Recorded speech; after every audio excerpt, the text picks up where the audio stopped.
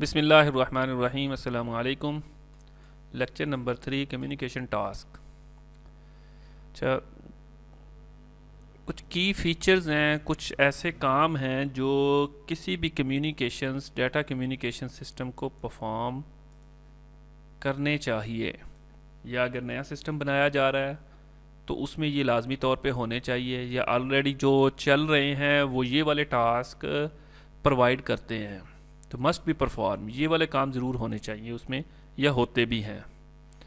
तो ये सारी इनकी डिटेल्स आगे अवेलेबल है, तो वहीं पे देख लेते हैं। ट्रांसमिशन सिस्टम यूटिलाइजेशंस, कि ऐसा सिस्टम, डाटा कम्युनिकेशन का सिस्टम ट्रांसमिशन की यूटिलाइजेशन प्रोवाइड करता है, फैसिलिटी प्रोवाइड करता है ट्रांसमिशन की, जो कि शेयरेबल हो, मुख्तलिफ कम्युनिकेशन डिवाइसेस उसको यूज़ कर सकती हों।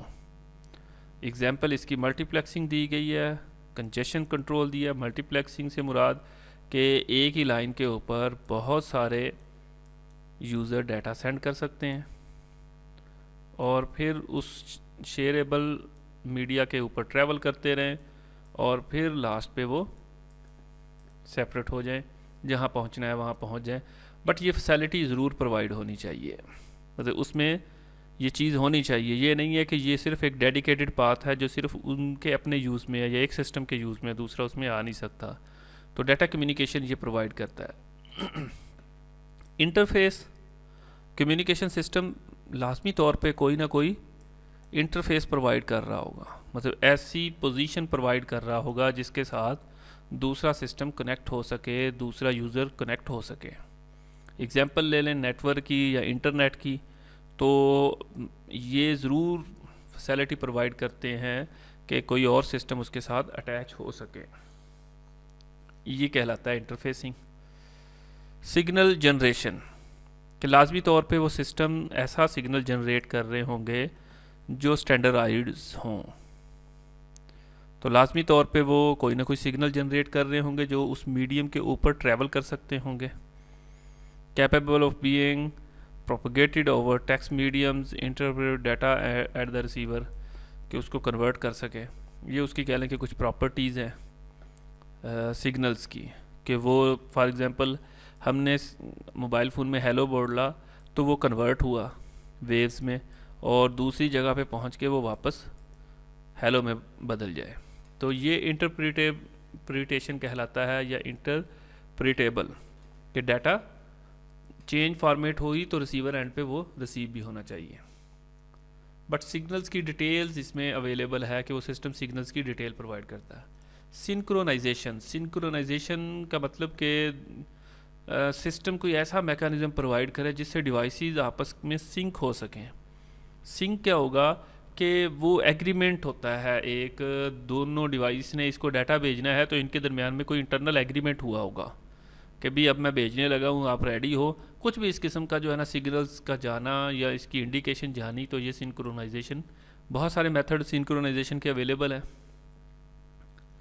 तो उसका फिर एक्नॉलेजमेंट आ जाती है कि वापसी उसकी कंफर्मेशन भी हो, तो उनकी आपस में सेटिंग कहलाती है। यानी कि एक्सचेंज मैनेजमेंट, तो if the data need to be exchange both direction over a period of times, both period parties must cooperate the follows. तो अगर कह लें कि ना एक्सचेंज मैनेजमेंट भी होनी चाहिए, कि कितना डाटा आ गया है, समल्टेनियसली एक ही वक्त में डाटा सेंड कर सकते हैं, रिसीव कर सकते हैं क्या, और डाटा की अमाउंट एक वक्त में कितनी आनी है, डाटे का फॉर्मेट क्या होगा, ये सारी डिटेल वगैरह उसमें डाटे की एक्सचेंज मैनेजमेंट उसमें सिस्टम प्रोवाइड करता है डाटा कम्युनिकेशन का। एरर डिटेक्शन होनी चाहिए, कि जो चीज़ भेजी है वो वाकई वही चीज़ है, और फिर उसकी करेक्शन भी हो। तो बहुत सारे मेथड उसके अवेलेबल हैं, नेक्स्ट डिटेल आ जाएगी। फ़्लो कंट्रोल, के डाटा जो है उसके पैकेट्स अगर बना दिए गए हैं तो उनका फ़्लो, कि डाटा किस फ़्लो से जा रहा है, पहले क्या डाटा सेंड करना है, फिर क्या एक्नॉलेजमेंट आएगी, फिर इसका फ़्लो का पूरी डिटेल जो है वो सिस्टम प्रोवाइड करता है। एड्रेसिंग एंड राउटिंग, यानी कि जो सेंडर डाटा सेंड कर रहा है, डेस्टिनेशन पे जो पहुंच रहा है, इन चीज़ों का एड्रेसिंग रखने की कोई मैकेनिज़्म उसके अंदर होना चाहिए। रिकवरी, अगर डाटा में प्रॉब्लम हो गया है, फॉल्ट आ गया किसी भी वजह से, तो उसकी रिकवरी का कोई तरीकाकार होगा। यह सिस्टम को डाटा कम्युनिकेशन के अंदर वो लाजमी तौर पे प्रोवाइड होना चाहिए कि अगर यहाँ से डाटा सेंड किया दूसरी जगह पे पहुँचा नहीं है तो वो पहली वाली से रिकवर कर ले। कोई ना कोई सिक्योरिटी का मैकेनिज्म प्रोवाइड होना चाहिए कि security is very important in communication. The sender need to assure करे कि ओनली द इंटेंडेड रिसीवर ऐसी सिक्योरिटी के सिर्फ रिसीवर ही डाटा रिसीव करे, दूसरा ने उसको करे। Data is delivered unaltered. Next है जी हमारे पास प्रोटोकॉल। प्रोटोकॉल किसे कहते हैं, ये प्रोटोकॉल की डेफिनेशन आ गई। सेट ऑफ रूल्स जिनके तहत कम्युनिकेशन होती है।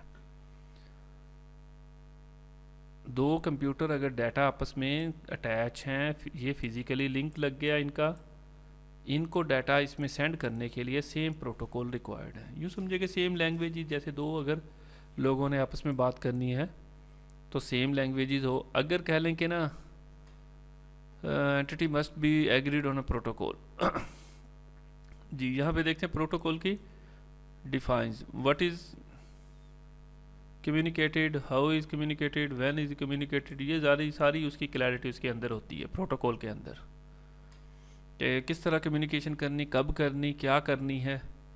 जैसे हमारे पास सिग्नल्स की एग्जांपल है, उसमें रेड सिग्नल क्या होता है, येलो से क्या होगा, ग्रीन से क्या होगा। तो अगर हमें क्लैरिटी नहीं होगी, सिग्नल चल नहीं रहा होगा, तो ट्रैफिक सही तरह फ्लो नहीं होगी। की एलिमेंट इसके क्या है, syntax represent the structure format of data. Data का सिंटैक्स किस तरह होगा, इसने भेजना है, उसने रिसीव करना है। तो जी पहली बिट में सिर्फ क्लैरिटी थी, बाकी सारा डाटा है, एंड पे एंड बिट आ रही है, तो ये वाला उसको पता होना चाहिए। तो स्ट्रक्चर डाटा का आ गया। Managing the order in which data is presented, तो ये भी साथ पता होना चाहिए। दोनों के अंदर ये होता है कि डाटा किस तरह प्रेजेंट हो रहा है, कि 0 से क्या मुराद है, 5 वोल्ट से क्या मुराद होगा। First 8 bit to be sender address है, इसकी एग्जांपल ली है, और 8 बिट रिसीवर का एड्रेस होता है, और बाकी जो डाटा होगा।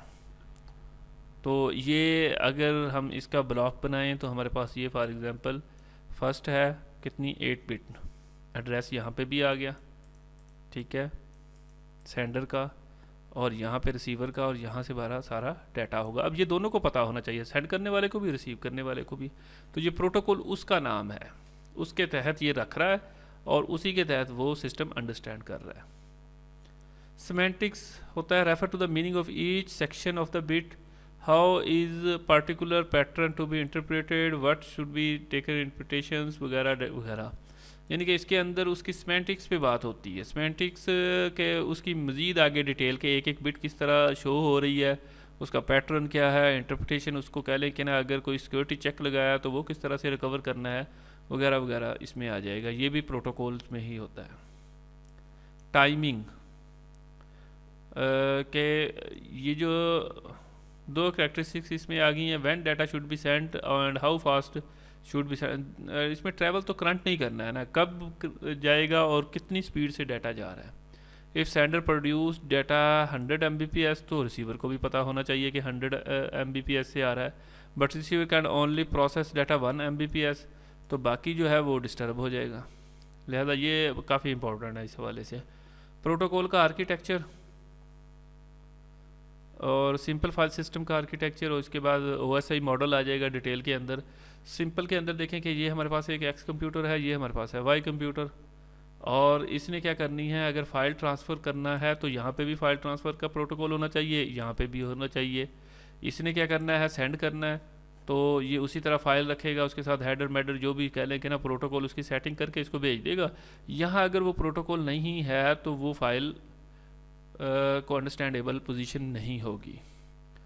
इसी तरह कम्युनिकेशन सर्विसेज मॉड्यूल, इस साइड पे भी ये वाले प्रोटोकॉल होने चाहिए जो कम्युनिकेशन से रिलेटेड डाटा यूनिट वगैरह डिफ़ाइन करते हैं। नेटवर्क एक्सेस मॉडल के इसको किस तरह बिट सेंड करनी है, किस तरह एक्सेस करनी है, ये वाली चीज़ें। और ये तो एक सिंपल आर्किटेक्चर है, आगे OSI मॉडल आएगा, उसको देखिएगा तो आपको इसकी भी समझ आ जाएगी काफ़ी ईजी से। ये इसी के अंदर इसकी डिटेल है। फाइल ट्रांसफ़र एप्लीकेशन, कम्युनिकेशन और मॉड्यूल, नेटवर्क का आगे file transfer contain all logic is unique to file transfer application such as transmitting password भी उसमें, फाइल कमांड्स वगैरह, ये वो सारी चीज़ें, यानी कि ये चीज़ें उसमें अवेलेबल्स होती हैं या रखी जाती हैं, और ये काम प्रोटोकॉल्स का होता है। Communication service module, network modules. Protocol की करैक्टरिस्टिक्स क्या होती हैं, खुसूसियात क्या होंगी? प्रोटोकॉल होते हैं जी डायरेक्ट और यार इनडायरेक्ट। अच्छा जी, मोनोलिथिक होते हैं या स्ट्रक्चर्ड होते हैं, सिमेट्रिक्स, आसिमेट्रिक और स्टैंडर्ड और नॉन स्टैंडर्ड। डायरेक्ट क्या होगा कि ऐसी डिवाइसेस जो डायरेक्ट कनेक्ट हैं तो उसमें प्रोटोकॉल भी डायरेक्ट ही रिक्वायर्ड होंगे, या ऐसे प्रोटोकॉल जिनको कनेक्शन डायरेक्ट रिक्वायर्ड है तो वो उसी पे ही काम करेगा। System shared a point to point link are data can pass without intervening active agents, कि इसमें और कोई दरमियान में कोई नहीं एजेंट होता है, डायरेक्ट ही डाटा सेंडर से रिसीवर पे जाता है। ये सिंपल प्रोटोकॉल होते हैं।